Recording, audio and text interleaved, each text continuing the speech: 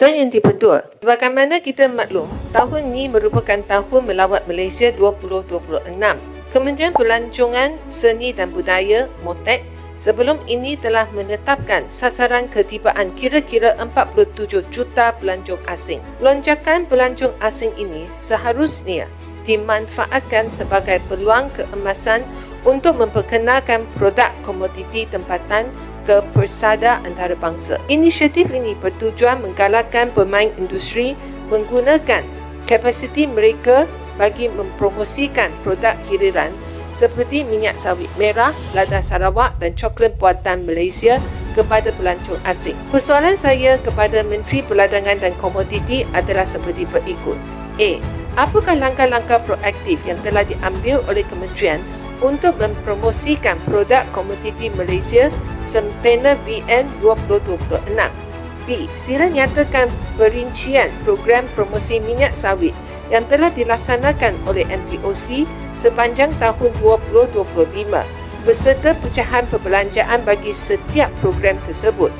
C. Apakah perancangan strategik MPOC bagi tahun 2026 khususnya dalam meningkatkan kesedaran warga tempatan dan pelancong asing terhadap nilai serta kualiti minyak sawit Malaysia? D. Berapa klip video dan kandungan media sosial dalam bahasa asing yang telah dihasilkan oleh MPOC pada tahun 2025 untuk memberi penerangan tentang minyak sawit Malaysia serta melawan kempen negatif minyak sawit? Terima kasih Dato' Yang di-Pertua dan terima kasih Yang Berhormat Sekuti.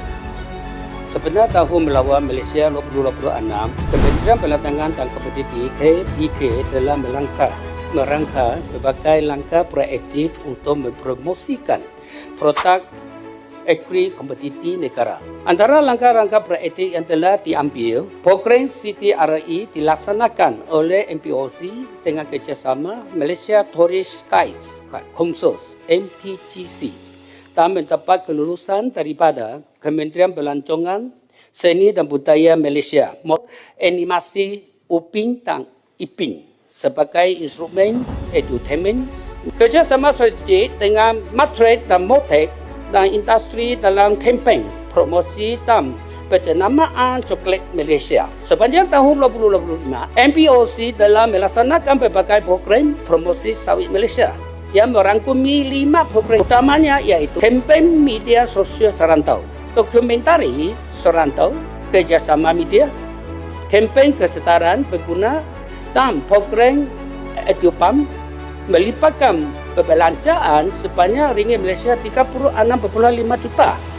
Bagi tahun 2026, Kementerian melalui Majlis Minyak Sawit Malaysia MPOC telah merangka strategik yang komprehensif dan bersepadu. Antara program dan inisiatif utama yang dirancang adalah seperti berikut: dan promosi persijilan minyak sawit mampan Malaysia MSPO akan memperkukuh program pemantu pelancong atau Certificate of Tourism Related Education CTRE. Selaras dengan UBM 2026, MPOC akan melaksanakan beberapa aktiviti strategik bagi memperluas capaian kepada pelancong dan orang awam melalui rangkaian pengangkutan awam utama. Bagi kandungan bahasa Inggeris, banyak 1,000 klip video dan 2,000 hantaran statik telah dihasilkan sebagai tongkat komunikasi global.